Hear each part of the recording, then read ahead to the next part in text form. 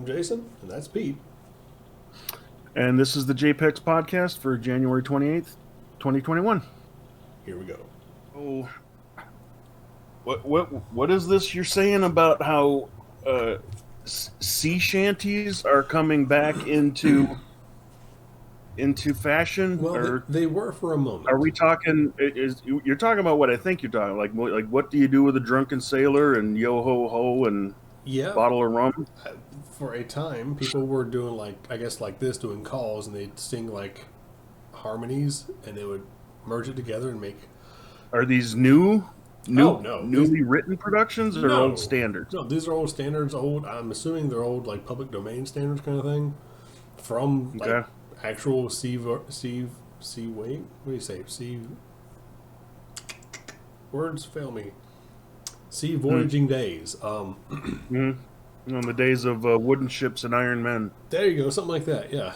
So like they this was shortly after our last recording, which was around January 14th when I became aware of this. We have since had the inauguration. We have since had a whole bunch of stuff happen. So I haven't seen them in the last 2.5 weeks. So, but for like 3 days, this was everywhere, or like Imager or Imgur. I think it's actually pronounced Imager. But I don't like saying Imager. I like to say Imgur. It looks like Imgur, yeah. But well, so okay. You being who and how you are, I know that you have an opinion on this. What? The whole not a JPEG, not a PNG, but a moving image file, 3 letters. You know what I'm talking about? GIF. It's a GIF. Is it what? It's a GIF. That's right, because it's a graphical image file. Thank you for not saying the peanut butter name. Well, you wouldn't say the peanut butter name, even if. There it is. Yeah. Are you sure it's graphical image file? I believe it is. I thought it was a graphical image file. If only there was some. I have no idea how to check application that had the. Let's see what.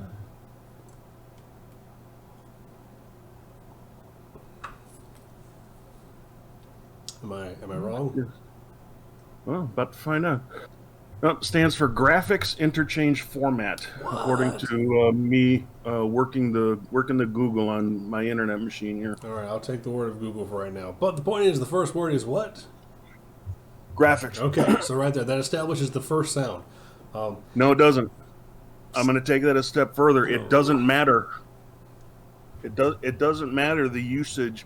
If you're talking about an acronym, an acronym is a whole brand new word. And is it an acronym or an initialism? An acronym is an initialism would be considered an abbreviation. An acronym is a new word that uses the first letter of other word. Okay. But my point is that the pronunciation of the letters in the original words is irrelevant if you're making up a new word. I'm going to invoke Thor. Aren't all words made up? Okay. No, but, so anyway, so that goes... let me hit you with an example so you realize what I'm talking about. Okay. Yes. Okay. What would you call a system that you would wear in order to go underwater and not drown? You want to go underwater for a long time. I would call it an underwater breathing apparatus. So you would call that a what? An underwater breathing apparatus. No, what's the acronym though? What do you call it? Underwater breathing apparatus. UBA. No, I'm gonna call it the UBA. It's self-contained though. It's a self-contained underwater breathing apparatus. Mm-hmm. Right? So what's that called? Blank divers go underwater for a long time? I believe you are correct, yes. Free divers. Scuba. It's called scuba. Why is this so hard for you to figure out? I'm just being difficult. Why are you resisting? Because I think you're going to prove that I'm wrong somehow, and I don't want to agree with you. I'm totally going to prove you wrong somehow, so sit back and take your medicine. If I have to. Okay. Continue. All right. So you pronounce it scuba, correct? This is correct. Why do you pronounce it scuba? Because you have a vowel being a U followed by a single consonant, which is then in turn followed by another vowel, which means that you would use the long O sound for that U. Scuba. Okay? You don't say scuba.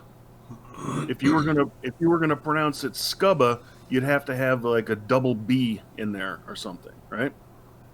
Yeah, you are correct. My last name has double consonants. Yeah. It's scuba, not scuba. All right. Okay. What does the U in scuba stand for? Underwater. Yeah, not underwater. I don't know. You're from Germany? Underwater? No, it's underwater. Okay. and it's apparatus, right? Mm-hmm. It's not apparatus. It's apparatus. Okay.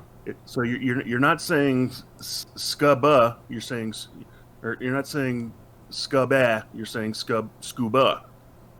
So if you're making up a new word and you're using and that word happens to be an acronym, then the original pronunciations of the words that you're chopping up to make that is irrelevant. That's just how English language works. You can open up in the first 5 pages of any Webster's dictionary, will give you, pretty much the rules of the language. But oh, here it comes. Here's the but. You're referencing a dictionary. What year is it? It's not just a dictionary.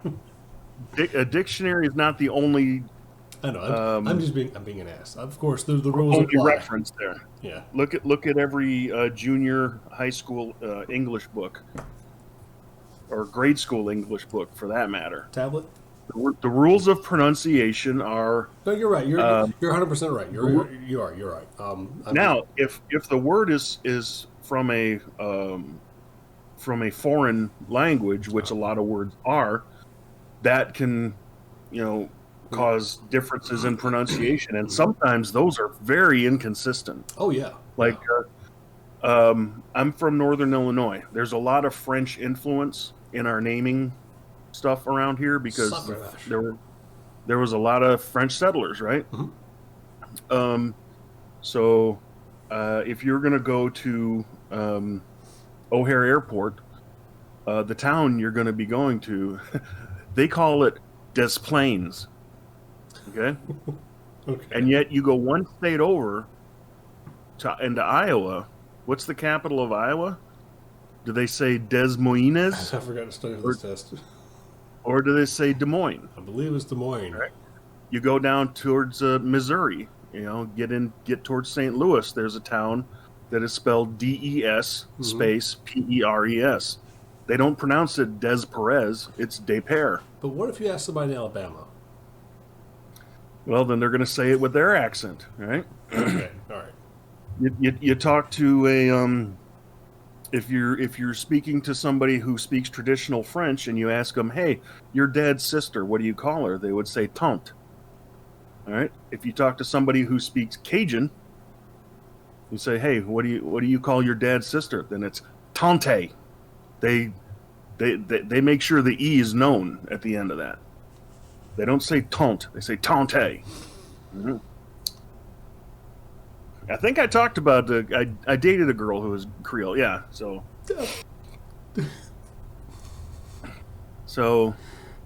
yeah. Even if the G in GIF stood for Garbanzo. Yeah, or Jilly. Like what's her name from the X-Files? Gillian Anderson. Yeah. Okay. Gillian Anderson starts with a G, but it's got the J sound, right? Even if the G in GIF stood for Gillian Anderson's image format, whatever, you would still pronounce it GIF. I got you. Doesn't matter. I don't know a lot about. Okay, fine. Yes. Flawless victory. Congratulations. I don't know that much about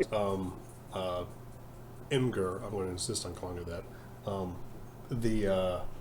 Apparently their mascot's the giraffe because animal with a G, but it makes the J sound. Makes the J sound. Exactly. Yep. Yeah. Apparently, that's a thing on their community. Is about back and forth calling it a GIF or a GIF. And apparently, the guy who created the whatever you call it, the graphical or graphological implied fixation, whatever it was, he said graphics interchange format. Thank you. He said it's pronounced like the peanut butter, which just made people upset. I think he was just messing with them. Well, he doesn't get to change the rules of pronunciation in the English language just because he damn well feels like it. I mean, he has to be. But you know what? Words are mispronounced all the time anyway. Yeah, you know? It's fun. It usually gives you. One that really makes my teeth itch is when I hear somebody use the word culinary. Culinary. It's culinary, yes. And when you're talking about all things culinary, you're talking about things that are appetizing, right? See, you're talking about things that are supposed to make you hungry. That's a southern I thing can't right there. I can't think of a worse syllable to start a food-related word with than cull. You know what a cull is? I'm vaguely familiar. I believe it involved a conqueror from like mythological times. No. You're thinking cull with a K. I'm talking cull with a C. I believe it is a cull. It's like a genocide. A cull is a cow. Oh. Whose milk is undrinkable because of a bacteria infection. Hence they use cull from the herd. Oh. So she must be removed so that she doesn't infect the rest of the herd. Okay, that's pretty. Yeah. Yeah. So bacteria-infected milk is not what you want in your mind when you're thinking, "Ooh, here's a great food experience. You're gonna love this." Moo. No, I got you.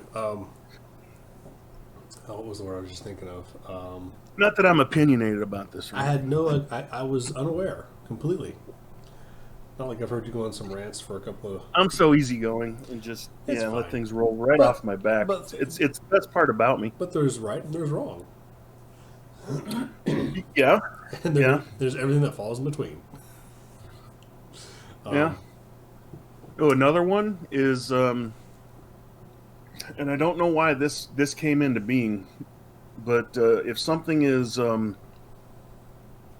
non-rigid, kind of loose, floppy. There's a word called flaccid, right? That for some reason everybody and their brother pronounces flaccid.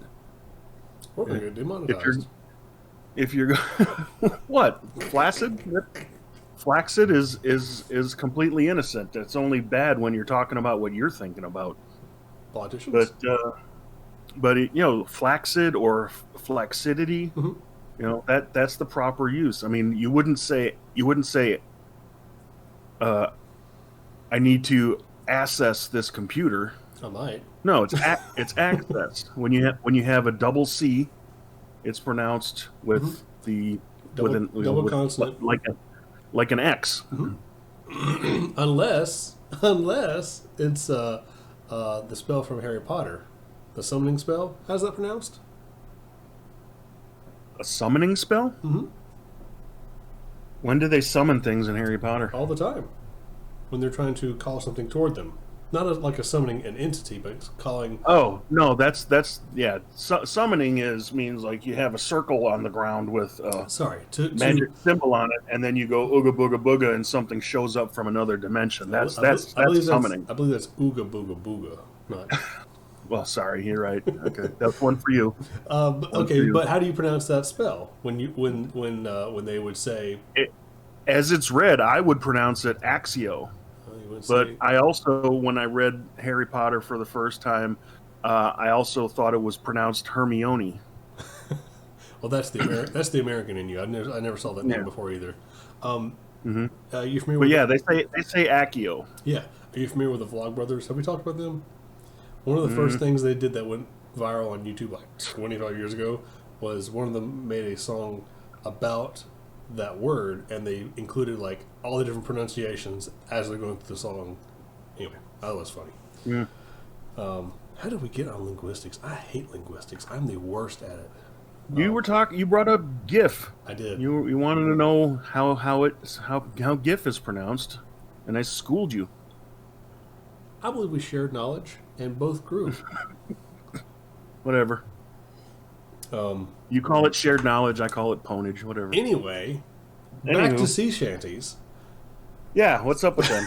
So for some reason, for a brief moment in 2021, they were very important and all over like a bunch of different social media. I think we need some new ones. I think the recording artists need to jump in and start, get those creative juices flowing. Well, I think the only way to really write a sea shanty is to actually be on a boat and endure the hardships of everything from squalls to what? All of them? Yes, all of them. Squalls and rickets. You're talking about the three motivators? Yeah. What are your three motivators when you're out on the briny blue? Staying alive, getting paid. No.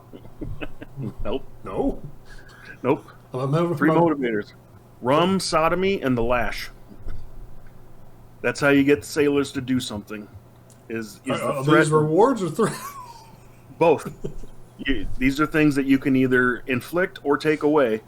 But I didn't make that up. That's old school. You can look up that phrase and see when that first came around. Or I got the Google up. It's funny on my screen every time you switch tabs. It's like because yeah. Well, I think hold on, stop. Before you say anything, I think you need to deliver this with a pirate accent. Yeah. All I had to do was type in rum, SODO, and Google filled in the rest for me.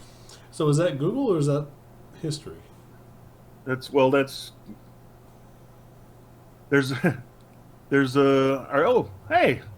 you know the Pogues? What's that? I don't. It's a British kind of a folky punk band. Oh no, I'm interested though. They named one of their studio albums "Rum, Sodomy, and the Lash." Okay, I regret my previous statement. Mm-hmm. So, yeah, maybe I should have part of my screen just on a white background so you can see me better. Maybe you got the really. Although, look like this, I kind of feel like Batman. Okay, Christian Bale voice, go. Where are the drugs going?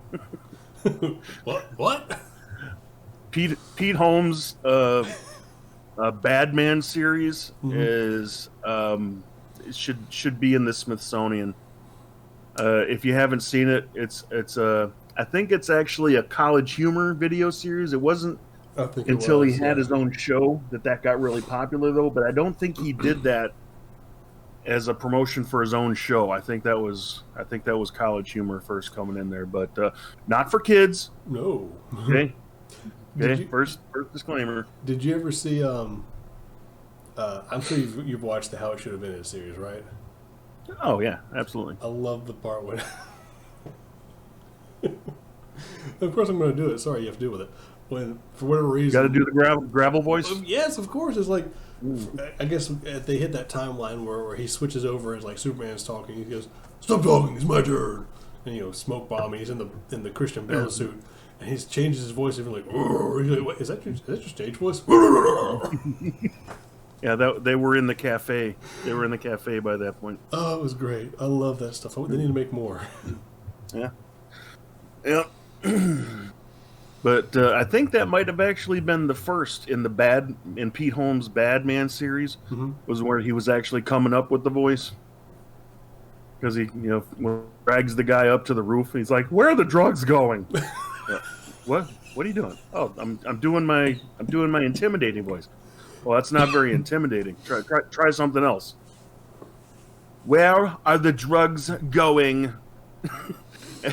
And I don't really have a John Malkovich impression, but he's like, "Wait, was that Malkovich?" yeah. He's scary, right? Where are the drugs going?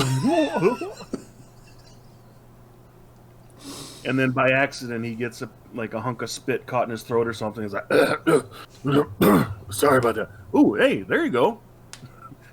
What? Yeah, that's the voice. I just have something stuck in my throat. Yeah, talk like that. That's intimidating. Really? Oh, I swear. Swear to me! I'll have to go look that up later on. That's solid right there. Oh yeah, and you know what?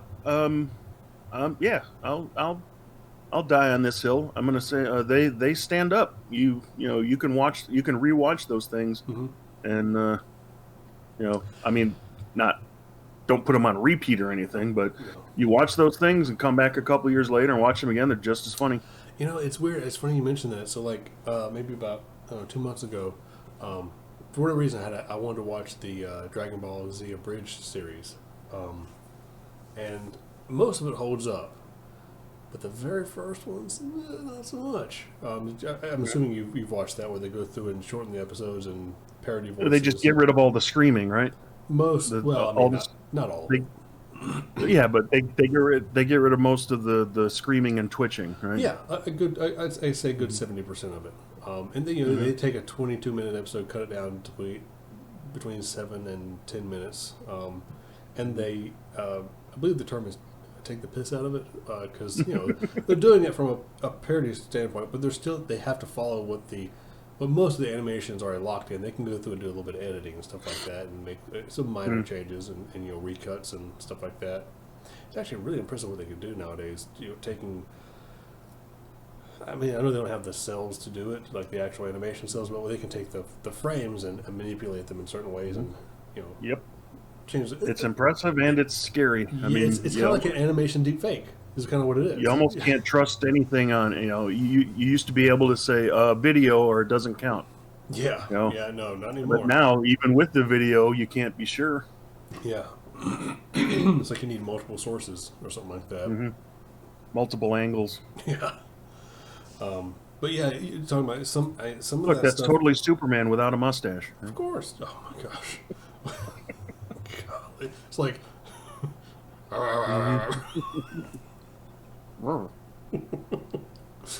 Okay. There's one. There's the one right there. There's the Snyder Cut. Apparently, it is real and it is coming. I don't know how to feel about it. I don't either. I mean, they had their chance and they blew it. Yep. He's a great visionary. He's a great photographer, a director of photography. He's not such a great director, but then again, someone who I always thought I would love the heck out of is Joss Whedon. Apparently, he may be a monster. I'm not sure. I'm not sure if it's him or the head of DC or Warner Brothers or whoever it is. I'm chalking it up to a distinct lack of good leadership on Warner Brothers / DC. I agree. Which I don't know if this is noteworthy or not, but I have canceled my DC Infinite, I think it's called, the streaming service. Oh yeah, their DC Universe. Yep. No, the DC Universe. Well, for starters, it's no longer a streaming service. They don't have any TV shows or movies or anything on there at all anymore. It's access to the comic books only. All of their all of their video library is officially over on HBO Max. I believe that's what you call it, a failed streaming experiment. Well, I paid my I want to say $70, to get it for a year. Yeah. And the last time I looked into it and saw that they had, not only minimized but completely eliminated all of the video streaming, I went into the settings and went to cancel it, and they said, "Oh, you sure you want to cancel? Because it's going to be good until like March." So it's like, okay, so I did it last March. I think I got my money's worth out of it, and I don't regret having done it, but I'm certainly not going to re-up for another year. No. I mean, I basically got it because I wanted to see the live action Titans thing, to see what everybody was talking about. I wanted to see the Doom Patrol because they released the first episode on YouTube for free, and I kind of liked it. and I mean, I don't think it was perfection, but I was entertained, and that's what counts, right? Yep. And then getting access to the whole extended DC animated universe with that whole storyline. I mean, I'm glad I saw that. Some mixed feelings about the direction that they took it, and when the way that they ended it made me kind of like walk away and like it's like I need a hug. Yeah, that was some grim dark. I need to go into a room with a half a dozen golden retriever puppies to to remind myself that there's good in the world. Yeah, I didn't enjoy that last one. Kind of glad that's over. Yeah, because it's weird. I saw, I think Phil Lamar had tweeted something about how. I didn't know that. I love that. Can I just go on record and say I fucking love Phil Lamar. He's fantastic. He's a national. I loved him all the way back to. I'm sure he did stuff beforehand, but all the way back to Mad TV. DHS guy. Was Pulp Fiction before or after I believe Mad it TV? was. I thought it was before. Say, was it? I okay. thought it was. Pulp but Fiction. either way, top shelf dude. Hilarious actor, talented voice actor. Yep. Samurai Jack. Can't go wrong with Samurai Jack. Yeah, I'm glad he's done the work in the DC animated universe that he did. I mean, I think I know for sure he did Jon Stewart on all 4 seasons of the Justice League, but I'm almost positive that he did a lot more than that. Was he John Jones as well? I don't was think he was he Martian? I didn't think it was John Jones. So I think the guy who played John Jones had passed away. Okay. His name escapes me, but I don't think it was Phil Lamar. But I can't always pick him out of the air like that. Yeah, I was disappointed because it said, I think he tweeted about Static Shock, Justice League, and Justice League Unlimited, and maybe something else all coming to HBO streaming or whatever, and I thought he meant they were doing like new episodes. I was like, oh, yeah, dude. That before they. Yes, please. Yeah, well, when they were on Netflix, because I think they were on Netflix for a while, we had that on repeat. Like now it's Avatar, and before it was that, because dude, they're good. I mean, they had some decent. I mean, even for the early, was it mid '90s, early '90s, '90s-ish, '90s light. That era, for all the restrictions they had on them, they could still pull off some good storylines. I hate to say, I mean, it's not the same thing, and it's certainly not the same project, but it went from Batman the Animated Series all the way to PTSDville with what they made for their streaming service. I tell you, man, I enjoyed Young Justice the first 2 seasons, and it was like, what the heck happened? Everybody's dying and blowing up and getting mutilated. I was like, this is not what I signed up for. I mean, I want comic books. And I know comic books, I don't want to go there. I'm not. From as far as the comic books go, Young Justice came after I was no longer purchasing comics on the regular. Yeah. I used to have my my membership at I think it was called Ken's Comics and Cards. Yeah. So I could just show up. I didn't have to go and pick things off the shelf. I could just show up every couple of weeks. And they had all my books ready for me in bags with backer boards and good to go. Yeah. And I do miss it. I mean, it was nice getting a constant stream of stuff coming to. I mean, I'm reading books now. Like novels. Not graphic novels. Just because they have pictures don't mean they don't count.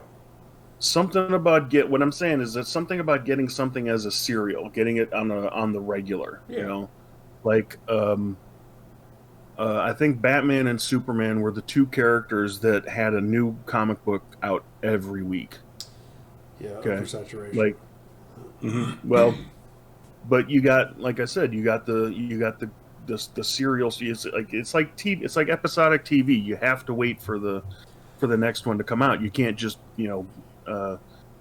they don't release a year's worth of comic books all at once, so you can binge it. But yeah, I think, and it's not like the Superman comic book was coming out every week. That's not how it was. It's just that Superman was the main character in I think 4 different titles. Yeah. There was Superman, and then there was Superman Man of Steel, and then there was Superman the Man of Tomorrow. That sounds right. And then there was Action Comics. Mm-hmm. And similarly, you had for Batman, you had Batman, you had Detective Comics, and that's the neat thing about the Action Comics and Detective Comics is that they were high in the triple digits. Yeah, just because they've been around so long. Yeah, I remember the comic that I got into was Impulse. I loved the speedsters. You had Impulse. You had was this the Bart Allen? Bart Allen. You had Wally West. Max Mercury is one of my all-time favorite characters. You also had Jesse and Johnny Quick. You had XS.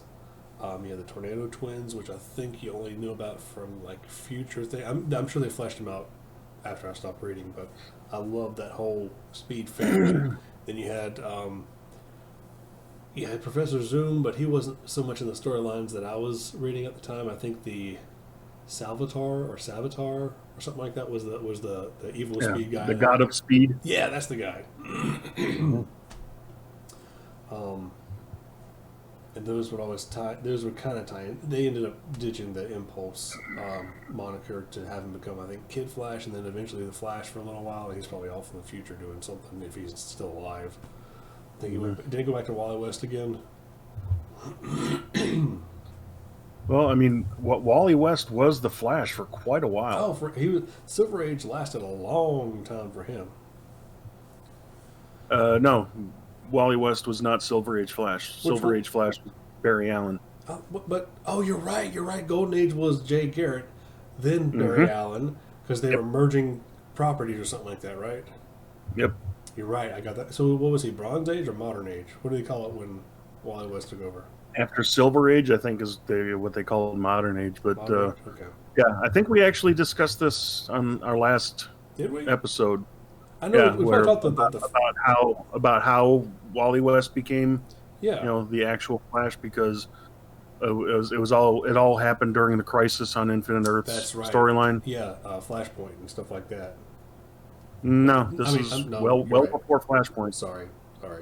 Flashpoint was. But this is with the Monitor and the Anti-Monitor, doing their thing to try and wreck it all, But I mean, the impetus, and I'm going to say this again, the impetus behind the reboot, doing the Crisis on Infinite Earths reboot, was mostly due to Superman needing to be toned the hell down, like a lot.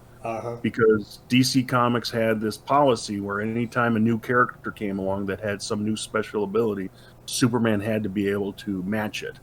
So, I mean, by the time it got to the worst of the worst, he could look into a mirror and like just change his physical appearance.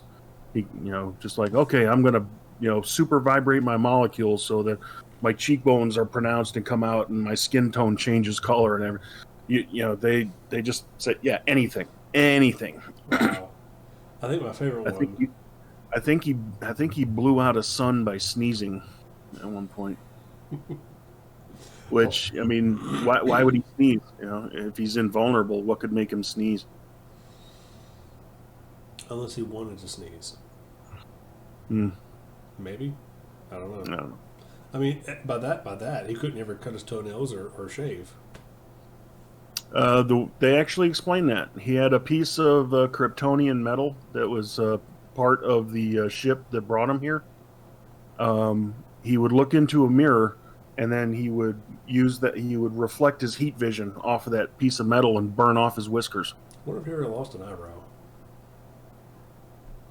Nah, I think he's skilled enough with his heat vision that he wouldn't miss. I mean, he gave a guy a lobotomy one time, long distance Manchester by heat. Black. By heat visioning him through his pupil. Yeah. Yeah, well, it's stuff like that, man. It's like Superman's hard to write for, and when you have stuff like that happen, you're like, come on.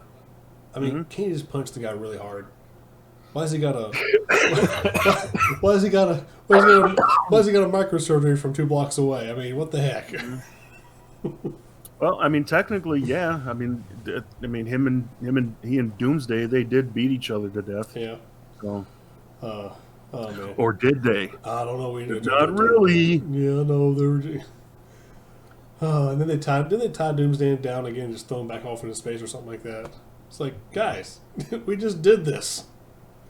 I think my favorite thing about Superman is that when people started figuring out the physics that he couldn't catch an airplane in the air and land with it without punching a hole through it because Oh yeah, you go straight through it. Yeah, person-sized bullet hitting a quarter-inch sheet of metal is going to go through it. Mm-hmm. That he had like electromagnetic. He can boom. And he's like, I'm holding it together as I'm guiding it in. And he'd do that like carrying a building or a planet or whatever. It was voluntary, so he could stop himself from like punching through drywall if he wanted to move a house, kind of thing. It's like that's some heavy BS right there. Yeah, I remember one of their explanations of his invulnerability. It had nothing to do with the fact that his like skin was that dense or that hard or anything. It was that his body converted the yellow sun radiation into an aura. Yeah. That was like barely past his it was only like a millimeter or something past his actual skin, which also explained why when bullets were bouncing off of him, it wasn't shredding his suit, clothing, yeah. Or when he would like tear his way through an apartment fire to go and rescue people, only his cape would be affected. Yeah, because that was flapping out in the back. Of course, what happens? Which makes you wonder: does he have like a paper towel dispenser of capes? And who makes those for him? You would think, I guess, Ma Kent. I guess she's always over there. Or maybe those floating robots that live in the Fortress of Solitude. Yes, his cape robots. They've got a seamstress there that's just cranking out capes.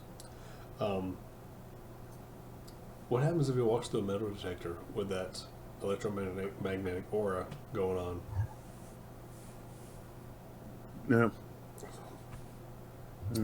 I remember I think this came out in mid to late 80s. It wasn't so much a comic book as it was what it was called. It was called Who's Who in DC Comics. Mm-hmm. And what it was it cost about as much as a comic book, but when you bought one, like for starters, they were much bigger than a comic book, as far as area goes. But what it was just these loose pages, like literally 3-hole punch loose pages, where on the front, and it was like really thick, kind of like cardstock, Yeah. Wasn't flimsy, pulpy, comic book paper. It was like pretty. So you had a big splash image on the front, of whoever it was, So you got an image of them, and then like a stylized printing of their name, like 2 of the popular characters that were in the Justice League back then were Fire and Ice. Yeah. So you had Beatrice DaCosta in her fire green wraith form, and then it's it had green flamey letters, and then there's Ice, and she's in her normal costume. I think she was kneeling down on an iceberg and cuddling a baby seal. Sure, as you do, as you fight crime. And it said Ice, and Ice was made out in like ice blocks, But then you turn that page over, and it had just stats. It had like their background and a description of their abilities and stuff like that. And the one thing, I mean, Superman's was of course done in super fine print. You know, there's so much there. He's got all the powers. Yeah. But the one thing that really stuck out, I think, on the back of that was, I believe I'm remembering this correctly, but it had his height listed as like 6'3". I thought it was like 6'6", but okay. 6'2", 6'3", something like that. Okay. But his weight was like 450 pounds. Why? And that went because, you know, muscle density, Kryptonian physiology, whatever like that. And then he had to use a combination of his super strength and flight just to walk around without sounding like Frankenstein was coming after you. You know, he had to be careful for his feet to hit the floor at just, you know, so that they could mimic him being a, you know, 205-pound dude instead of, you know. How complicated can we make this character? Let's make him not able to go up a flight of stairs without breaking something. Well, think about it. If you have that level of strength and everything, man. Okay, so you know the best. We were talking about Justice League Unlimited, right? The final episode of that. That World Cardboard. speech, yes, that is fantastic. That speech gave me tingles. I knew exactly what you're talking about. I knew because that is when Superman is written very well. Yeah, as opposed to 90% of the other stuff. Problem. Yeah, I live in a world. You could never lose control, even for a second, or somebody could die. But you can take it, can't you, big man? That is the kind of stuff they need to work into whatever movie they have. Don't have him talking about can't feel my toes. Don't have him talking about or have him CGI face. Come on, and you got to earn it too. You can't just throw it in there. You've got to like, and I hate to keep praising Marvel because whatever, but they did it right, man. They earned the Infinity War. They made There's no argument there. Yes, they did it. And I'll say it until I die. The DC Comics, the DC extended universe, whatever you want to call it, where they do the major motion pictures, they need their counterpart to Kevin Feige, or it's not going to work. Yeah. And now they're so disjointed, and they're so backwards. They're given. And here's the thing: they have something that Marvel doesn't, is that they own all their stuff. Yeah, that's the thing. Oh gosh, they can do whatever they want, and they're screwing it up. Marvel's like, we sure would like to bring in some mutants to the, to fight in the, because that isn't the mansion, the Xavier mansion, isn't that in New York, like upstate? Yeah, I think so. So where the hell were all, where the hell were all the mutants when New York was being invaded by the Chitauri? How much are we talking? Where was the Fantastic Four? The Baxter Building is in New York City. How much have we talked about WandaVision? Have we talked about this already? Yeah. About how one of the theories. No, I don't think we were recording yet when you first brought it up. Yeah. All right. So that's one of the theories. Okay. So let's go ahead and stop this segment now, and then the next segment will be WandaVision. Ready and. Okay. Yeah. So okay. Just so there's a defining. Sure. Yeah. End of one segment, beginning of the next. We do ramble. Yeah. Oh well. That's. It feels more part of our charm. Yes, very much. We're big bags of charm over here. I got sophistication coming out of my butt. I'm stealing that, by the way.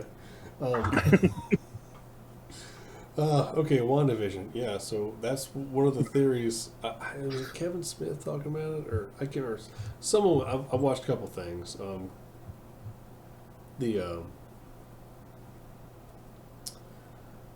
I haven't read The House of M in forever, and it was about Wanda altering the reality around her, dealing with her past. I recall. Yeah, past trauma. I don't even buy Marvel comics, and I knew that storyline. Yeah. Of course, all my friends were Marvel zombies. I was the only DC. Yeah. There was another storyline, and I can't remember what it's called, but it's like whatever WandaVision is merging or combining or borrowing from a couple of different storylines, and one of the theories is that this might lead into the next Doctor Strange movie. This might lead into the merging of universes. This might be an introduction to X-Men and the Fantastic Four, because now Disney bought Fox, which was all the mutants. Everything. Yeah, everything except for Spider-Man.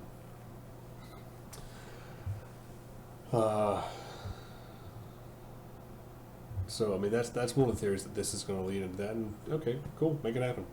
But yeah, you're right. You know, where were all these other folks when these world-ending things were going on? Where were the Avengers when Cloud Galactus was looking down on the Earth? Right. Yeah. And DC is certainly not innocent of that. I mean, I think we already talked about like when Suicide Squad thing was going on. Okay, presumably Flash was somewhere. I mean, they did make mention in the film that Superman at that point in time was gone. Yeah, he was off world. And he had died, and as far as they knew, he wasn't coming back. Mm-hmm. Okay, but you still had Wonder Woman. Yeah. Still had Batman. Mm-hmm. Although I don't know what Batman would have done, but I mean, that big death, black tornado thing. I thought that's one of the things that Flash always did, was run in big circles counter to where it goes, so that he can turn those things inside out. Where the heck was Barry Allen? I don't know if would that actually work. I mean, I know you can do it like a drain in a sink, but sure. Even then the water's still going to go down. It's still going to go down, but no, you can stop the circular motion. You can even reverse it. Fill up your kitchen sink with water and then pull the plug. The water will automatically start circling as it goes down. You can reverse that by just sticking your hand in the water and going against the flow. Okay. So I guess conceivably, you do that at a fast enough speed and a large enough scale, then yeah, you can do that. One of my favorite. Shit, this is gonna drive me nuts because now I can't remember the name of the title. It was a title that DC Comics had that was basically full of small individual stories. Most of them involved some of the like lower tier characters, ones that would never have their own book, but it was just interesting little one snippet stories about them. Mm-hmm. And the one in particular was about Wally West. And who do you think Wally West's ultimate enemy is? Who is his ultimate nemesis? Well, in this little snippet, the traditional Flash villains are kind of like a Gorilla Grodd, weather wizard. Yeah, he's got a whole gallery. Yeah. But his ultimate nemesis is the elevator. So Wally West comes home, he goes into his building, and he sees that they're painting the stairs. Painting the stairs. Painting the bloody stairs. Yes. Okay, let's go with that. So he has to take the elevator up to his apartment. He can't just, super speed up the stairs because there's maintenance workers there. Whatever. Sorry, go ahead. I'm just not even going to try. Okay. No. So he goes into the elevator, and it's one of those elevators that has windows to the outside. And he's like, oh, okay, car driving by, dog chasing a girl, whatever, over there, muzzle flash, car with it. Wait, muzzle flash. And then it's like, freeze frame here and understand that for me, the world is happening in like a slideshow. Yeah. Like in the time, that it takes for you to blink your eyes, I couldn't memorize the license plate of, every car on the street and blah, blah, blah, and this and that. So he's there. So he's seen a muzzle flash, and the bullet is at this point, 6 or 7 feet out of the barrel, and he can tell which direction it's going, but he's in an elevator. How does he get out? So he's thinking, okay. So he's like, okay, I'm gonna go ahead and punch the glass, but no. But if I do that, I'm gonna have a bunch of glass shards that are gonna shred me as I'm running through them.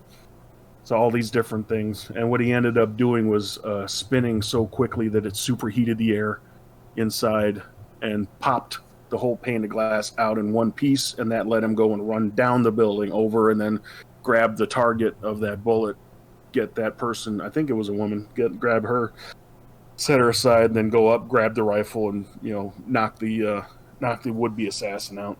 So this was obviously before the phasing ability came into play. I think this was at a point when that was not one of the things in his that was not a club in his bag that that he had.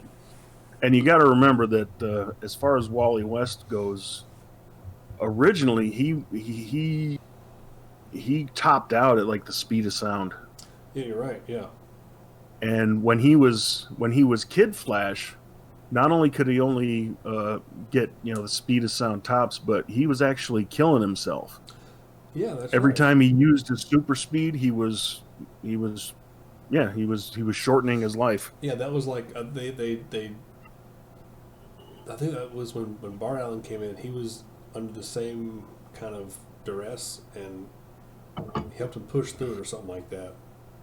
Yeah, well, that's one of the things that the Crisis on Infinite Earths changed. Mm-hmm.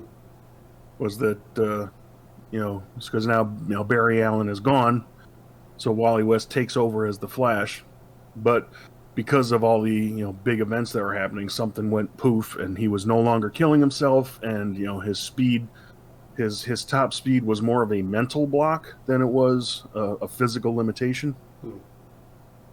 So they removed that too. Which, hey, as long as we're talking about Justice League Unlimited scenes that gave you tingles, Superman had his monologue to Darkseid there, but Wally West Flash, he had his scene too there, where going up against the Brainiac infected Lex Luthor. Yeah. And they say, okay, just how fast can this guy go?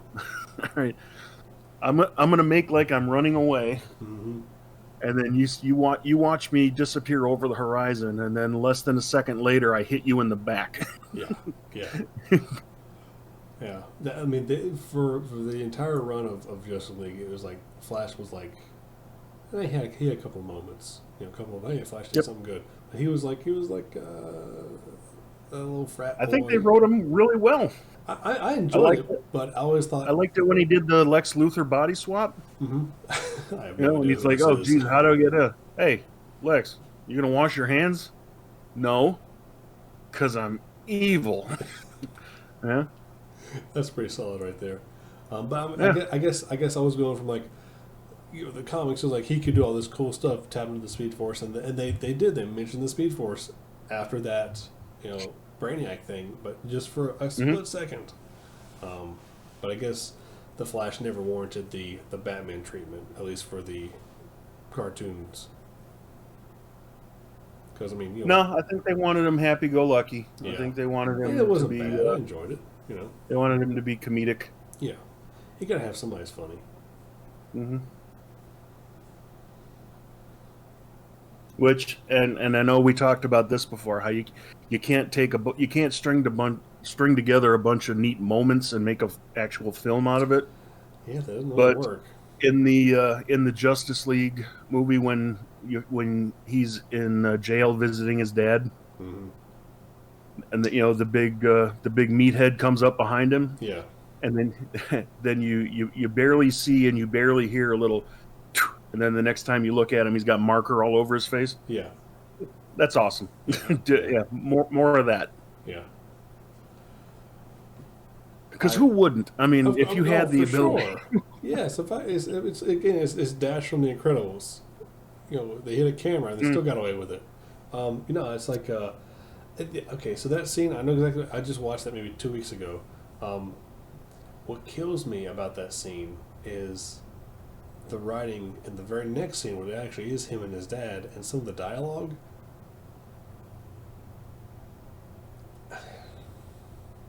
It almost wasn't great. No, it was like you're running in place. I'm holding you back. You're. It's like, are these running puns?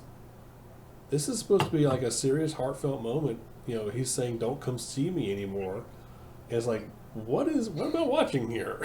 hmm um, It's just bad writing. it is, yeah, yeah. There's not a lot of forgiveness for bad writing. You can't have that. Bad writing can ruin any scene from any movie. Bad direction can ruin good writing. You need both. Yeah. Oh, speaking of bad direction, I had a couple hours the other day, and I was like, all right, I know I watched it years ago, but I have next to no memory of it. And I went through and watched the live action, the M. Night Shyamalan Avatar or Airbender movie. Dude. Oh my. Dude, it was horrible. I mean, even Oh, you just gave me cancer.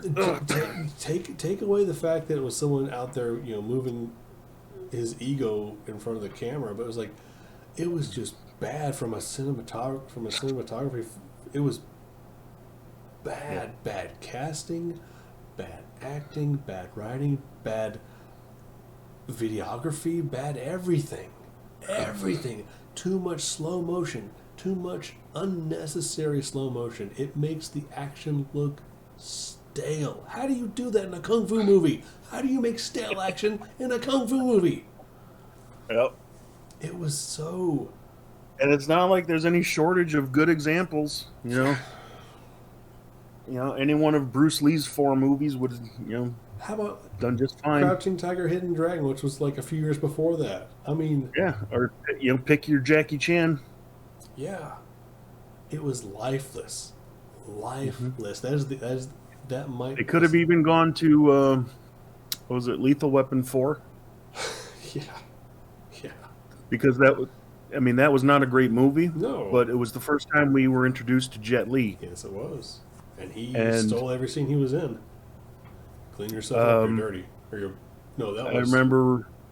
I remember seeing an interview, and Mel Gibson said that he and Danny Glover had to be specially coached by the stunt coordinators, where they actually had to start reacting to the punch before they saw it coming, because otherwise it didn't look like they were getting hit. Jet Li is that fast. Wow. That they had to start reacting before he actually started swinging.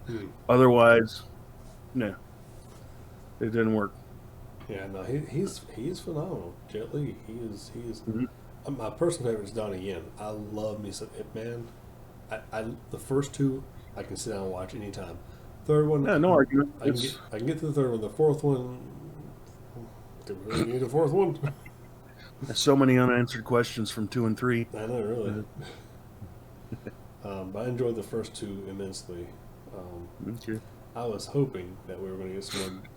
What was he in? Oh God. Oh, he was in that live action Mulan. I had high hopes for that just because of him. Haven't watched it. Don't. I don't plan to. It's an atrocity. They did. When I heard they weren't going to make a man out of you, I was like, this is not Mulan. This is not Mulan. This is some. Well, don't you realize how sexist that statement is? I do not care. Get woke, bruh. That is a fantastic song, and I will not enjoy it. Make a man out of you, as opposed to what? Mysterious as the dark side of the moon. Hold on. Let me get the purple dye in my hair. Easy. I've had purple dye in my hair when I had hair. That's enough. No, man. Get a purple tattoo on your scalp. No, that would hurt. No, I don't think I could do it. I think across the scalp. I'm not necessarily wanting to bring this portion of the conversation to a screeching halt, but I want to go on record to say that there is a time and place for social justice. Absolutely. It is nowhere near as often as it's being used. Absolutely, because it's not about social justice. It's about look at me, look how righteous I am. It's self-aggrandizing and shutting down people you don't like. Yep. The Amazing World of Gumball did the best explanation of this I've ever seen. In like 15 seconds, they diffused it. It was masterfully done. There are times when injustice has to be called out and has to be corrected. Mhm. But it's not every time you're in the checkout line. It's not every time someone makes a crude joke that you don't like. Because I was in GAN the other day playing City of Heroes, and someone in broadcast talked about how they had just, I think, soloed an IFT or something like that. And they were ITF? ITF. Sorry, what did I say? IFT, ITF. Yeah. You said IFT. Yeah, because they made it so you could set it to do. You could make those changes and go do that if you really wanted to. And then someone said, "Well, dude, save some lady parts for the rest of us." And of course, someone took offense to that. and their whole point was, and this went on for like 10 minutes in broadcast chat, and I'm just like, where's the GM? Mm-hmm. Can we stop them? and so someone makes a crude joke, which they shouldn't have made, but then someone decides that they're going to. Who's to say they shouldn't have made it? But, you know, maybe they shouldn't have made it in broadcast, but I mean, but so like, and this other person starts going about how dude bro jokes are never acceptable. I thought, wrong. I mean, maybe if they're done ironically or a parody, maybe. And I don't care. I mean, forced morality is not morality. It's not. It's just getting offended on behalf of somebody who's not you.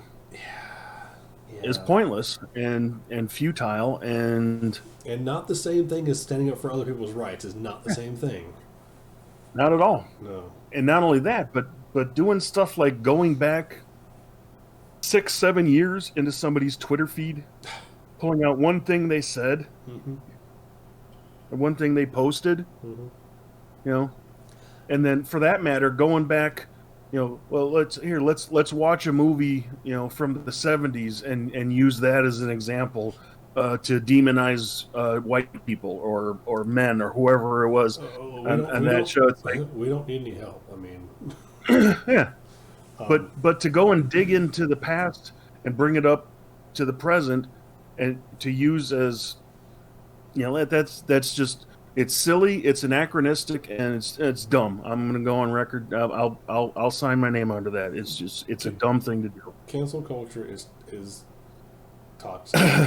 So what? What? Oh, I'm triggered. I'm triggered. I'm triggered. So the right. Okay, I'm gonna look at it from like right and left perspectives as well as I can. The right is notorious for. We want to protect life. We're pro-life. You want to protect that the baby's born, but you don't want to do anything to have the baby raised or have the baby educated. You just added a whole nother level to this conversation. And then on the left, you've got things like woke culture, and you've got there's extremes. There's extremes on both sides. That's what I'm trying to emphasize. You've got crazy extremes on both sides, where there are grains of truth in those things, but like with the left, if you give them enough time, they'll eat themselves. They will go after their own. Who was it that ended up not? J.K. Rowling was a bastion of progressive ideals. Everything. No, she's a transphobe. She is now, because she didn't use the right terminology and all this other stuff. It's like, she was your icon 10 years ago, and now you're all trying to burn her down. I'm like, yeah. Another factor is people need time to change. My parents are very different from me in a lot of social issues, and that's just how it's going to be. It's just that's their generation, and they've made changes. I've made changes. I'm not the same guy I was 10, 15 years ago when it comes to some of this stuff.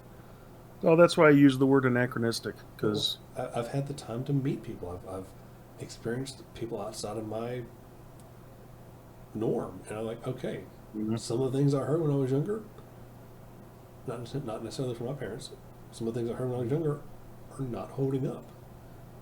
Some of the varnish is chipping away, and I'm seeing bullshit for bullshit. Right. That's what it is. But that's not to say all bullshit is bad. So sometimes parents lie to their kids for good reason. I remember being told that that porcupines can shoot their quills at you. Was that true? No. Was it a lie? It absolutely was. But it kept me from going up and getting close to the back of the porcupine, because if you get too close to a porcupine, you might hit one of their quills. And those suckers have barbs.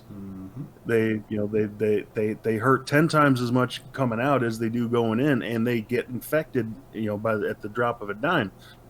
So I guess that's what do they call that? Yeah, you can tell a lie for a good reason. You can also tell the truth for a bad reason. Yeah. Yeah, you can. I mean, so this is something I heard in church one time, 25 years ago. People got into the, it's never okay to tell a lie. It's never okay to tell a lie. The pastor's talking, and apparently... Lies make baby Jesus cry. Well, he ended up with this story, and supposedly this is true. I'm not big on parables just because it's too easy to fabricate a story that emphasizes your point without having any basis in reality. But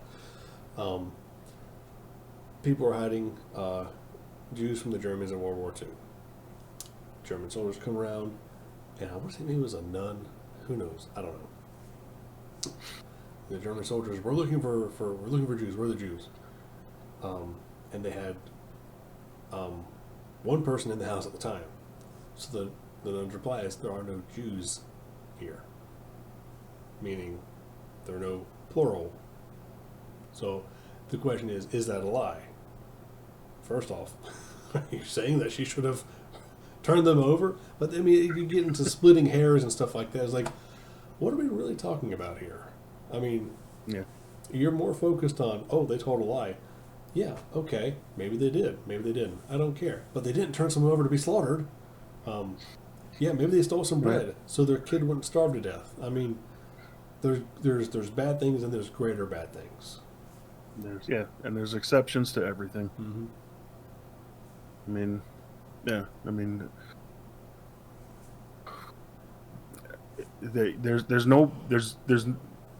you can't go anywhere in nature and not find aberrations.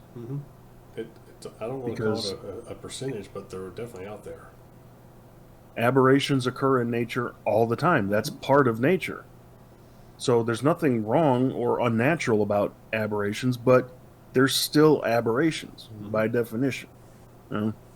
So there's always going to be rules, and there's always going to be exceptions, to the rules. You just got to look, hard enough. Yeah. What temperature does water boil at?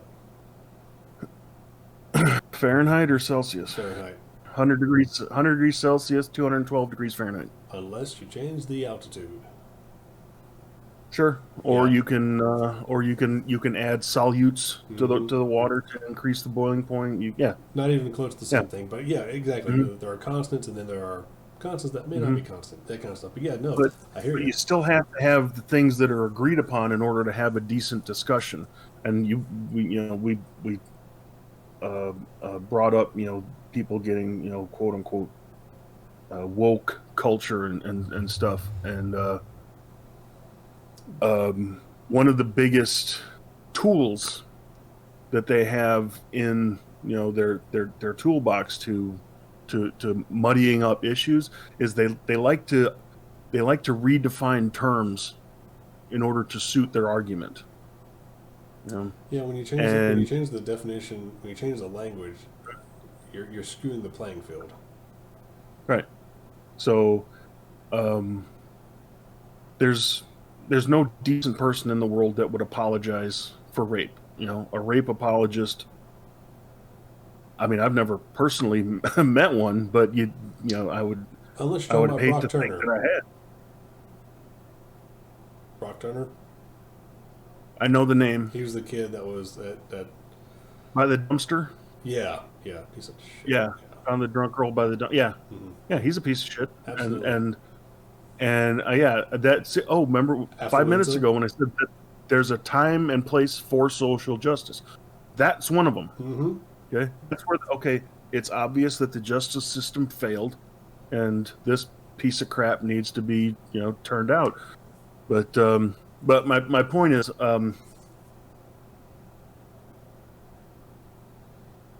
saying things are worse than they actually are doesn't help you prove your point. I think, rape is wrong enough. You don't have to make up statistics to make it, more wrong. When I start hearing things like, like 3 out of every 5 women are going to be raped in their lifetime, and and Barack Obama, when he was president, repeated that statistic. That statistic came from one study. That study had less than 200 people, and in order to participate in it, it was just a survey. It was people answering questions, and in order to participate in the survey, you had to already have passed something in order to get into the survey. So that the fact that it was a single thing means it's not repeatable, hasn't been repeated. And the fact that they were cherry picking the participants is of course going to skew the data. That's phrase like that. That's dishonesty in science, and you can't do right. that. But you can't argue against that without the quote unquote woke crowd calling you a rape apologist. No, I'm not a rape apologist. I don't support rape. I support honesty. I'm advocating for accurate reporting. How about that? Yeah. What do if somebody is a convicted rapist, what do I think they deserve? Well, I think they can voluntarily castrate themselves, or they can voluntarily jump off a cliff. I have no sympathy for them. Yeah, but that's not. But you're not helping anything by and going back to what I was talking about, how if first you redefine any unwanted perceived sexual activity as sexual assault, and then go ahead and redefine any sexual assault as rape. Now all of a sudden, the jackass at the office party that swats his secretary on the butt is now a rapist. Is he a jerk? Absolutely. Yeah. Is there grounds for a lawsuit there? Yes. He needs to get kicked in the nuts, but she's not a rape victim. His secretary is not a victim of rape. It's not the same thing. And it is an insult to everybody that is a rape victim. Exactly. Yeah. No. So, if I asked you, what's the fastest animal in the world? Peregrine falcon. You and every second grader would probably answer what? Peregrine falcon. Or the cheetah. Yeah.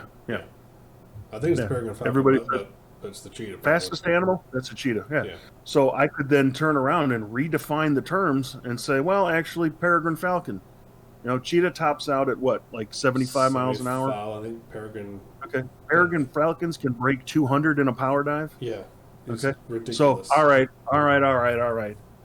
Oh, no, wait. No. Land animals. What's the fastest land animal? Well, it's probably the cheetah, but the, what's it called? Shoot. The swift? No, the oh God, I know what it's called. Hold on, it's the mantis thing. Mantis shrimp. Okay. Sorry. He breaks physics. Sorry, go ahead. Yeah. But by the same token, there's what is it, the Gaboon viper, I think. Oh, good Lord, yeah. For the 2.5 foot distance that it's striking, it's clipping along at like 120 miles an hour. Mm-hmm. So now you're going, okay, hold on. We gotta tighten that definition again. Mm-hmm. You can't just go 2.5 feet. It has to be able to run. It has to be a length that you're running. Yeah, what's the distance we're traveling here? So why is the fastest land animal not your average Arabian horse? Well, that's probably marathon versus sprinting. Because the cheetah, they can top out at 75 miles an hour. Yeah, your average horse can go 40 miles an hour, and they can maintain that speed for hours. Yeah. So you have to have your terms defined beforehand, otherwise you're always going to be able to skew the data. Yeah. No, you can't. Sermon over. Zatu parate morate. No, but yeah, you're right. I mean, if you, that is I believe, from my limited experience, that is a common practice in politics, is go back and try and alter the definitions. Alternative facts, that was a fun one. How do you like that one? Oh, God. How's your science brain processing that one? Sean Spicer is never going to be able to live that down, and you know what? And he shouldn't be able to. He deserves to. Well, I think was he it owns him? that. No, it wasn't him. I thought it was Conway. Was it? I thought Conway said alternative facts because she said it with that twisted heroin addict neck turn, I think. Yeah. Yeah, they're both maniacs. Doesn't matter. Well, Stephen Miller is the one I cannot stand. I'm not calling for violence against anyone. The one? There's only one? Come on. Well, he was the one. He was the one who orchestrated, and I understand where the policy came from. I understand the policy, as written, was to protect exploited children being brought across the border. But he is the one who emphasized and pushed for the separating the immigrants, the whatever term is being used nowadays, people that came from Mexico into the United States without processing. He's the one who pushed hard to have the separating the children from the adults, the parents from the kids. I'm not calling for violence against anyone. However, I would be happy if he stubbed his toe every day for the rest of his life. I would. I wish this upon him. Every day. And he doesn't get to know when it's going to happen. I do not like that man. Now, I know the policy was in place beforehand. It's an Obama-era policy. But it was done to protect exploited children that were being brought as a shield. Yeah, human trafficking. Exactly. Yeah. All that stuff. And it should still be in place for that kind of thing. Not as a deterrent to keep families from seeking refuge when they're running for their lives, essentially. I know that immigration is a complex and deep and ongoing issue. Yeah, we don't have near enough time to get into it. No, but that man right there, he can stub his toe every day for the rest of his life, and I'll be happy. Sure. I'll tell you this, though. I wouldn't want to really even be in that situation where you have to make that call. Yeah. It's a sucky call to have to make. Yeah. And like you said, what was that? What's her name? News anchor, tiny person, very short hair. What's her name? Dan Rather? No, her name. Not Connie Chung. No. She got Katie Couric. She got like the Clark Kent glasses. Oh, really Rachel Maddow. Rachel Maddow, yeah. Yeah. Yeah. When she was having one of her staged emotional breakdowns about how families were being torn apart and how the evils of this administration, and she had this picture up behind her, of these kids in cages. They were tore my heart right in half. Guess what? That picture was from 2014. Yeah, inaccurate. Yeah. So no, it was an accurate picture. It was inaccurate. It was misrepresenting the moment. Exactly. Yeah. So I was listening to Rogan earlier. I'm not a fan of putting kids in cages, but who built the cages? Yeah. Yeah. And the whole taking the kids away from their parents thing, that's a policy that Barack Obama walked into, and because of the outrage, changed it. Said, okay, we're going to keep the kids with their families. And guess what? That sparked a whole different. Now you're putting entire families in prison. Just because the parents broke the law doesn't mean the kids should have to suffer in jail. So then now we're separating them again. So you can't win. No, it is impossible. It's a catch-22. No, there is little to no winning. Oh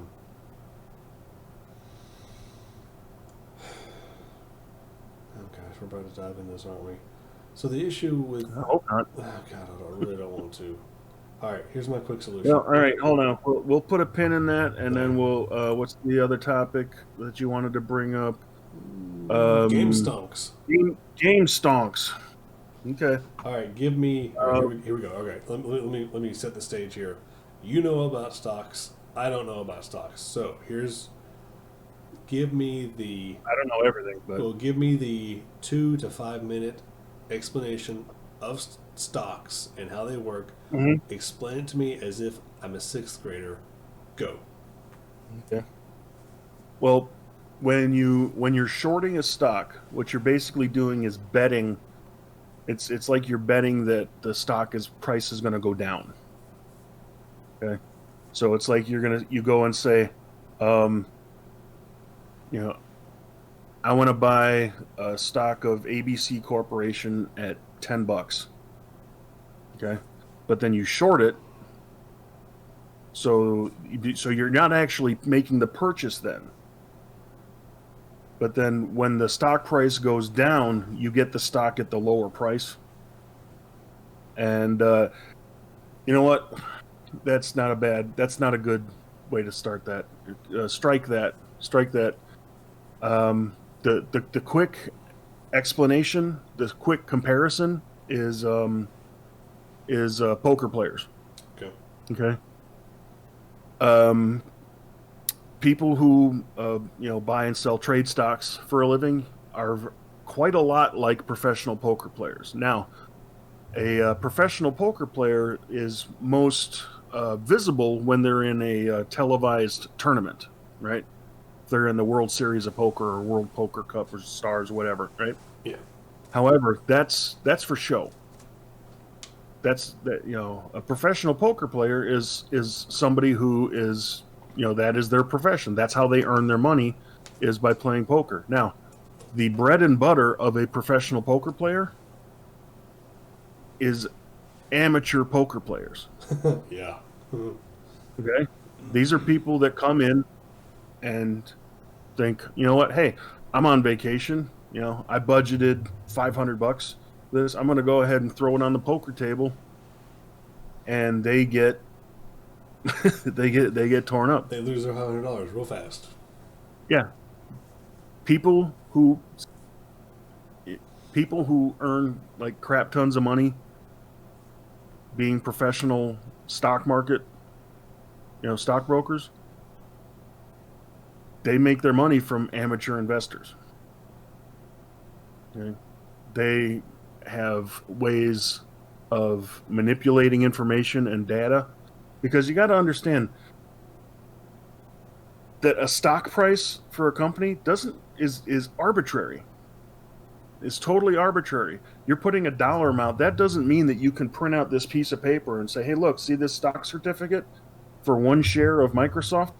This piece of paper is physically worth $268 or whatever Microsoft is trading at nowadays, right? The stock price is basically a level of investor trust. It's what the public investors perceive as the value of that company. So that stock price can go up or down just based on a radio interview, or like what was that, when Elon Musk was on Joe Rogan, mm-hmm. and I think he took one little puff on a joint, and all of a sudden his SpaceX stock or whatever it is, like plummets 20 points. Yeah. Okay. Did he do something bad to the company? Did the company produce a bad product because of that? No. It's all just perception. Mm-hmm. And yeah, so you can purchase a stock and hope that that perception of that property goes up. But it's weird that this thing even exists at all. The ability to short a stock. All right. So, but what made this so interesting was that the investors were, trying to short, was it GameStop, right? GameStop and AMC. Yeah, and AMC, they should be losing money. Nobody's going to see movies right now, right? But enough people started buying those stocks, and the internet's pretty much solely responsible for this, or the way that people are able to communicate with each other. Mm-hmm. But they go and they start buying some of these stocks so that, as far as the market is concerned, this is a good thing. There's a lot of people out there that have a lot of confidence in this particular thing. So yeah, the stock price went from, like, I want to say from $40 up to 200 or $4. What was it, $4? $4 to, like, I think $60 to $140, then down to $70. Last I looked, it was over $340. I think I don't know if this is accurate or not, but someone posted it was 420.69 a share. The specific numbers don't matter. Yeah. Ridiculous is ridiculous. Yes. Um, so, yeah. So I mean, this, and I know again, I am stock illiterate, but I know I'm not an expert. big numbers good for company. Yeah, I'm not an expert. I recognize patterns, Mhm. and Well, it's like Bitcoin. and sometimes they jump out to me correctly, and sometimes they don't. I mean, that's why I was basically able to break the economy in City of Heroes once they opened up. What was that called? Wentworth's. Yeah, the auction house. Yeah, Wentworth and Yeah. the black market. You could buy and sell resources to make Mhm. enhancements. And didn't they end up linking them so they Yes. became one and the Yes, same? they merged because I think at one point they never did The hero and villain economies were separate. Oh yes, and because there were uneven player bases on either side, this was back before you could switch sides. You had your heroes had this access, the villains had this access, so people were buying it on one side, emailing it to themselves, and they were Heroes had influence, villains had infamy. yeah. And I think because the heroes have been around a lot longer, they had more influence built up just from playing the game. Yep. And never the two shall meet. Until it did. And it did. And then it balanced it. I mean, it's all the same players, but it balanced itself out later on. But it was some wild times in there beforehand. I don't mind sharing my own personal experience. If anything, it's a cautionary tale because I thought that I could easily translate my pattern recognition from City of Heroes into the real world of the New York Stock Exchange. Yeah. And there's good and bad of that. I mean, I set aside $2,000, and I took the approach towards that money as it's the same as walking into a casino. If I'm going to have an evening's entertainment at a casino, I need to have a set amount of money that I'm prepared to lose. That way, when that money is gone, I've paid for my entertainment and it's time to go home. I'm not going to gamble with money that I cannot afford to lose. So I budgeted and I saved up until I had enough of what I called, a nest egg or a nut or whatever the people call it. Fun money. So I'm going to start an account, and I'm going to start, looking for these patterns, and I'm going to start trading stocks. And it took me about 2 months to turn $2,000 into $500. Wait a minute, that's not good math. Nope. That's the wrong way. I don't know anything about stocks, but that's the wrong way. Yep. And that made me take a step back and go, maybe I'm bad at this.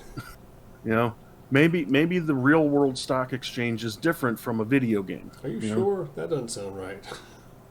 But I didn't stop looking at the Wall Street Journal. I didn't stop looking at the stock pages. Mm-hmm. And I started seeing patterns again. And I was like, why isn't it working? And then in the next 4 months, I took that $500 and I turned it into just over $60,000. That's pretty good right there. Yeah. Yeah. I mean, I'm looking at that and I'm comparing that to like professional stockbrokers. I would, by percentages, I was beating them. Mm-hmm. So I go, oh, maybe I do have something here. And then 3 purchases later, that was 2 years ago, and I haven't made a buy or a sell since. All of that money, all of that, just like I said, just over $60,000, is now locked up in stocks that they still exist, but they are near worthless. But you haven't technically lost anything until you sell. So if those stocks rebound, then I'm back in the game. But until that happens, I set aside that $2,000 and I said, once this is gone, I'm done. Well, I lost 75% of it. So it still wasn't gone yet. I was still in. And then I took that and blew it up. And then I took all of that and put it into 3 different things that I thought, okay, now it's going to be an order of magnitude. You know, I went from hundreds to tens of thousands. This is going to put me in the millions. And so now here it is 2 years later, and I'm still every so often opening up the I don't want to say the name of the company, please, but I open up their app on my phone, and I log in and look and say, okay, what's all my stuff worth? Still jack all squat. Okay, see you in a couple weeks. Yeah. Well, what else can you do? I mean, I just don't want you thinking that I know more than I do, because I don't. Well, I don't know anything. I'm an amateur investor, and like I said, all of that money that I had as an amateur has probably been soaked up by people that are professionals that actually know what they're doing. Well, I don't mean to. Please do not be offended by this, because I would not. I would. Who are you talking to? Hey, listen. I don't get offended. I don't want to make light of the situation, but I mean, I'm afraid of the stock market. I look at it and all I see is gambling, and I'm not a gambler. I have no poker face. I am no good. That's all it is. Well, I mean, yeah, but they don't want to call it that, because then it's because they're wearing 3-piece suits and having 3 martini, lunches with their $600 haircuts. Doesn't matter. Yeah, there's still there's no difference between them and some greasy old dude with a cigar hanging out of his mouth who's betting on a Texas Hold'em pot. You know what? Let's take this model and apply everyone's retirement to it. What could go wrong? Yeah. Economy. And a very wise man told me once that you should never bet against somebody when you're playing their game. And the rules of the stock market are long established. And Rockefeller, Carnegie. You don't have anything to say about it. Morgan. I got a buddy at work who swears up and down, and I believe him. Stock market was not meant for the average man. Stock market was meant for the tycoons. Stock market was meant to take money away from the average man and give it to the tycoon. There you go.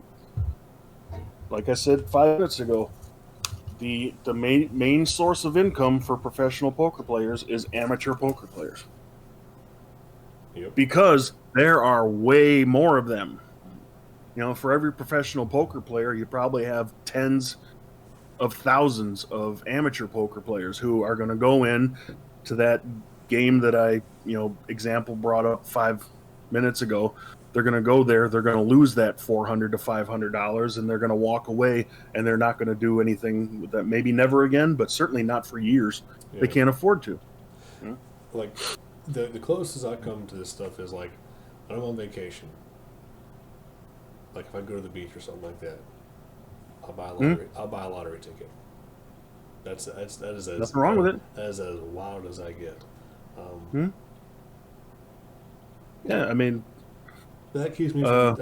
People say that the state lotteries, it's like an additional tax for people who aren't good at math. Yeah, that's exactly what it is. I love the education lottery.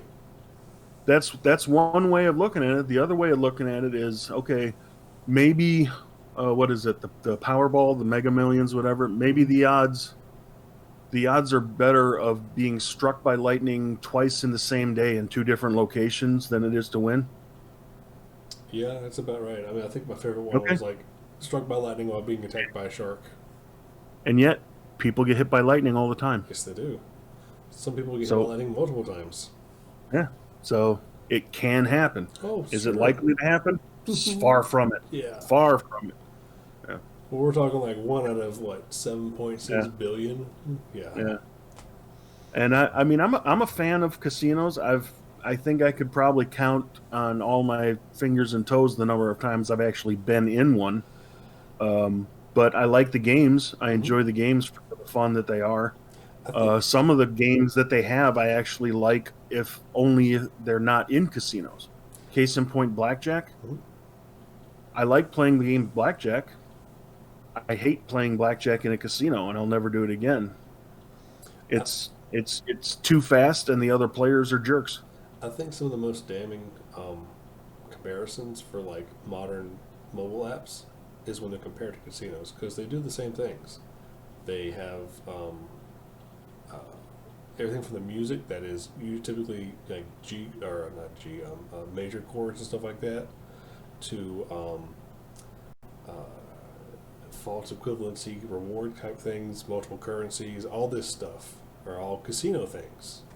Um, Hmm. it's pretty bad right there. I mean, you can't carry your cash around. You got to go get some chips. Then you can play the games. That kind of stuff. Yeah. Use our currency. It's fun money. That that brings into play what's known as the house edge, Oh yeah, house and win. the House house is gonna win. and the house always has the edge. So, in your example, those apps, whatever they, there's always a much greater chance that they're going to end up with more money than. All right, let's use for an example roulette. So Yeah. it's one of my more enjoyable games. I like it because it's slow, and because nobody at the table is playing against each other. I like, I like the speed of it, and I like numbers.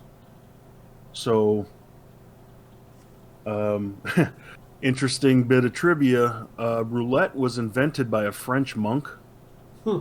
Really? and supposedly, when he first had the concept of the game, between concept to reality, was some like ridiculously short period of time, like less than 2 months. Hmm. Like when he first started thinking of it, he had what were to be the complete rules down in less than 2 months, and then he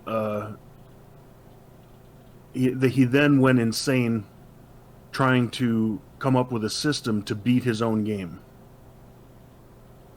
He designed the game, he invented it. He should be able to know a way, to defeat it. You'd think so.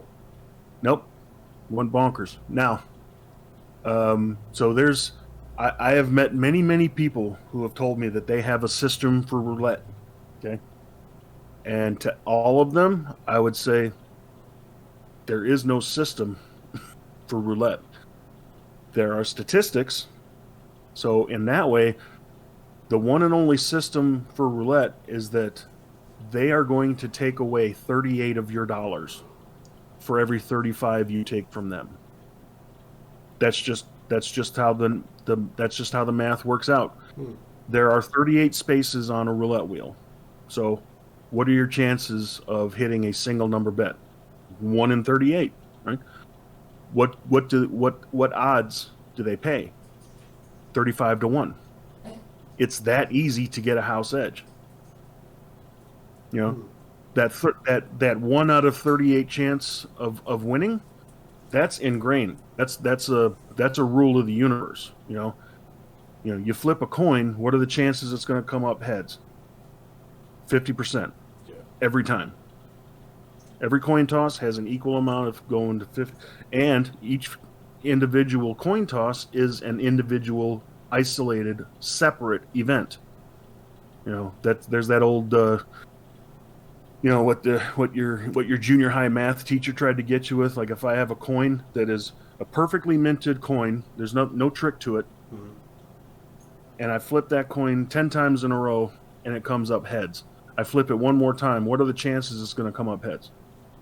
50-50 still. They're trying to get the students and say, 10%, Hmm. because that's, no, it's not.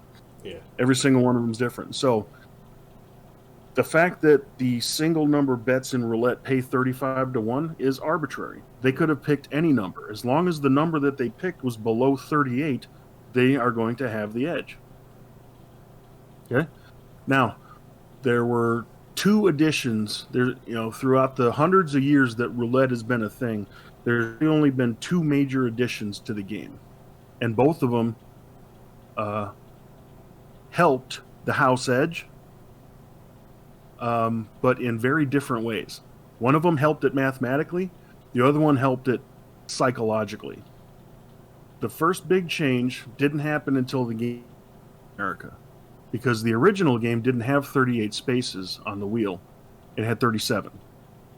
You had the black and red numbers 1 through 36, and then you had a single green 0 that was called the house number, right? And I think originally you couldn't bet on that. But that fell out of favor real quick, because all you got to do is put a magnet under the wheel and use a metallic ball, and hey, look, it went into the green 0 every single time. How about that? So no, that's so. You are allowed to place a single number bet on the green 0. So when it came to America, they added a second house number. They added the green 00. So that turned the chances of winning from 37-1 to 38-1. House edge increased. Okay, that's the mathematical advantage. The psychological advantage came with the advent of what's known as a history board. Have you ever seen? Oh, it shows you what have you ever seen? It shows what was hit so many times. Oh, yeah, gosh. I want to say 30. I want to say it shows like the last 30 spins. Mm-hmm. Maybe it's 20. But I want to say 30, okay? That is the best thing since sliced bread as far as the casinos are concerned. And here's why. Because the people that care about the history board, there's 4 different kinds, all right? Pick a number 1 through 38. 25. Your call, whatever you want. 25? Okay.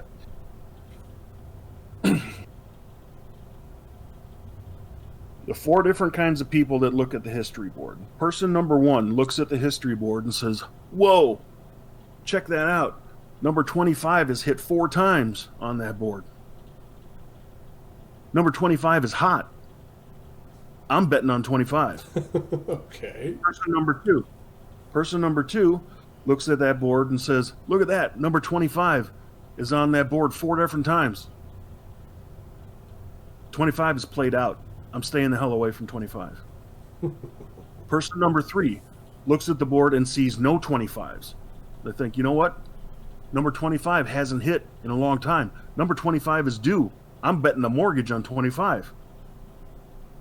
Person number 4 looks at the board and says, number 25 isn't on that board anywhere. Number 25 is cold. I need to stay the heck away from 25. What do these 4 people have in common? They're all guessing. They are all equally wrong. Yeah. They're all going to lose their paycheck to the casino because that doesn't matter. That is an encouragement for people to play money that they wouldn't normally do. That's the psychological, like I said, 4 different kinds of people care about that board, and none of them are right. Wow, that's diabolical. Yep. Yeah. That's the psychology of it, and that part I'm not good with. I'm good with the numbers, but I'm not good with the, what do they call it? I'm not good with the soft sciences. So 38 spaces on the wheel, and a single number bet pays 35-1. They're going to take 38 of your dollars for every 35 you take from them. Yeah. So if there is a system, and I hesitate to call it a system. As a matter of fact, I refuse to call it a system. I'm going to call it a trick. The trick to winning in roulette is to get that one $35 win before they've gotten all of the 38 from you, and hit the road. Oh yeah. No, if you take win, your money and run. When you win, that's the one thing I do understand. Is like once you win, whether it's a big, small, whatever, once you hit that win, get out.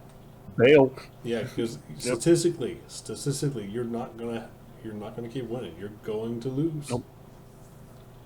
Given enough time, that's what statistics mean as far as gambling, is that given enough time, the house always wins. Given enough time, given enough people, a casino really doesn't care about you specifically. I mean, they have what they call whales, and stuff like that. But as far as the masses going in and coming out of casino, they could give half a crap if you put a quarter into a slot machine and get $100,000. Yeah. If anything, that's advertising for them. That's going to get more people into the Oh casino. yeah. No, they want because, you. That's why those things yeah. exist. So you can get that blurb in the paper on the internet. Hey, look what I just had. Yeah. For every one person that wins $100, there's going to be 100 people that lose 10. Yeah. So, and that again goes back to psychology. I think that was. It was one of the Casino movies. It might have actually been Casino. But they were talking about high rollers. And, like if somebody's there in the casino and they're playing blackjack for $10,000 a hand, and then then they want to leave, but they were doing pretty well. So for this particular visit, they have some of the casino's money. So they make a phone call to their friend at the airport and they delay their flight. So it's like, okay, I can't leave for 2 hours. Well, what are you going to do? You're going to gamble, right? Yeah. But so they go and let's say they start playing blackjack again, but they're only playing for $100 a hand because they're just trying to kill time, right? Every hand of blackjack that they win at $100 a hand, they don't consider that to be a $100 victory. They consider that to be a $9,900 loss. They're not thinking about the $100 they won. They're thinking about the $9,900 that they didn't win by making a $10,000 bet. Yeah. Right? Or I think my math is screwed up there. I follow you. I follow what you're saying, though. Yeah. Yeah, they're not winning what they were winning last time. Mm-hmm. So, yeah, given enough people, given enough time, the house will always win. That's just how the numbers go. Yeah. So. Which is exactly how the stock market works. Which is exactly how the stock market works. You play enough, unless you have some kind of inside source of information, which is why they make that illegal. Unless you're Congress, then you can do it. It's okay. All right, we're kicking down a third wall with this. Well, the guy, I forget his name. The guy one of the guys who got hit this time last year for doing that was in North Carolina, and he's got acquitted of everything. There's no wrongdoing for him making whatever changes he did before releasing the COVID information. Yeah, it's dirty. But Martha Stewart went to jail. Yeah. Martha Stewart went to jail for not ratting on her friends. Mm-hmm. Yeah. She did what your grandma told you not to do. Mm-hmm. Yeah. We're pushing 2 hours. We want to go ahead and wind it down. Sure. One last thing that I think we were talking about before we started recording was the weather. Oh, yes. I do about how the weather's gotten horrible. Oh gosh, I mean, I'm lucky to be alive. This morning we almost passed 0.75 inches of dusting on the grass. Armageddon. I don't know how I'm still able to hear to talk. Yep. I mean, I'm a Chicago boy. Mm-hmm. If if you can see your feet, then the snow is not deep enough. Yeah. I've ridden my bike to school in like 9 inches of snow because of course they're not going to close the schools, right? And yet I go to some place like Oklahoma City, a half inch falls and they shut down the entire city.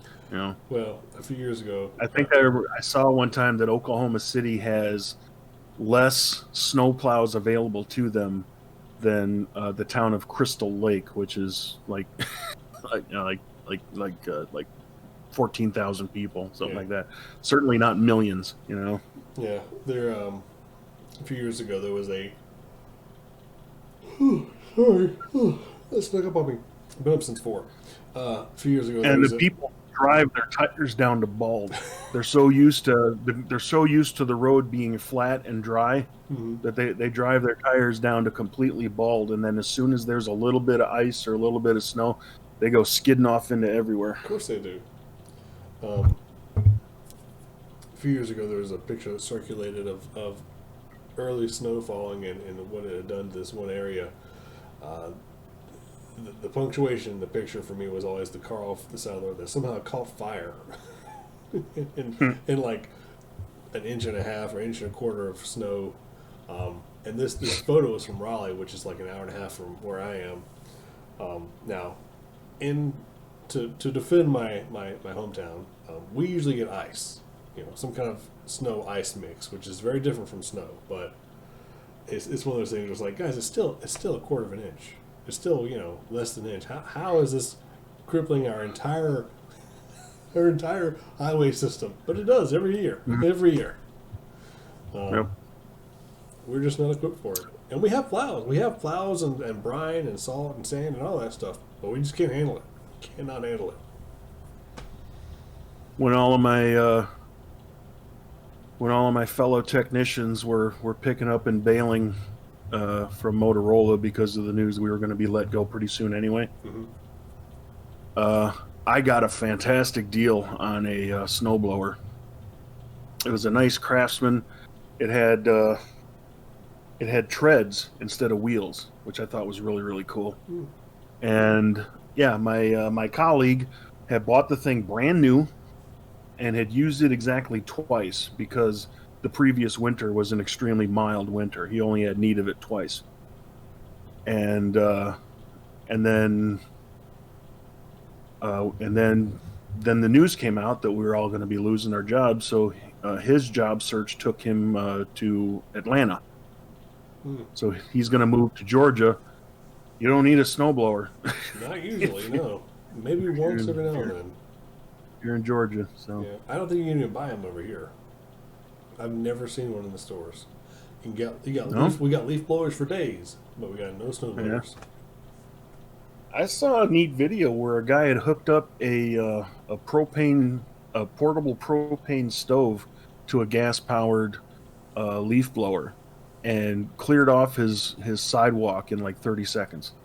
Hold on. A portable propane stove. Okay. Like a gas powered like a range? Like a Coleman. Yeah. Okay. I've seen people, we call it a rosebud, like if you're doing like tarring of the driveway kind of thing, gotta melt stuff. It's like it's basically the guts for the Elon Musk blowtorch, not a flamethrower thing. Not a flamethrower. Not a flamethrower thing. Yeah. Yeah. Yeah. So that's what this was with with a big air mover behind it, and he turbocharged it. Yeah. He had a looked like it was about maybe 40 feet from his front porch to the sidewalk. Yeah. And he cranked this thing up, says this usually takes me 20 minutes, and then he did it in 30 seconds. Yeah, well, we a few years ago we were having some rough snows out here, which 4 or 5 inches, and tried to convince the boss to let us get a tar melter torch for the parking lot, and they declined. But I showed them a video and everything. It was really cool. It was the propane tank with the little 4-inch diameter barrel. It would just go through and blast the parking lot. I think they were afraid we were going to set the building on fire. I was pretty sure it would work though. Yeah, fun stuff. Yeah. All right. Well, you want to wrap it up? Yeah, let's call it. I guess that's enough for now. That's the JPEX podcast for January 28th, 2021. Good night, everybody. Good enough.